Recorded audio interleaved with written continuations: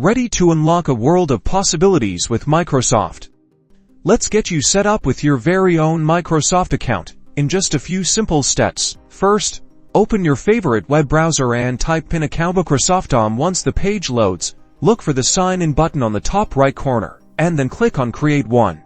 Below the sign-in fields, you'll be asked to provide an email address. You can use an existing email, or get a new one from Microsoft using the Get a New Email Address option. If you choose a new email, tick a name ending in at Outlook.com or at Hotmail.com. Next, create a strong password, combining uppercase and lowercase letters, numbers, and symbols for extra security. Microsoft will then ask for your first and last name, followed by your country and birth date. Make sure you enter these details accurately. Finally, you'll need to complete a security verification step, usually a CAPTCHA. To prove you're not a robot, simply type the characters you see on the screen into the box.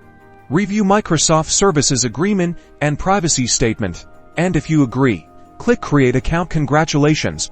You now have a brand new Microsoft account, giving you access to all their amazing services like OneDrive, Office Online, Xbox, and so much more. Get ready to explore and enjoy.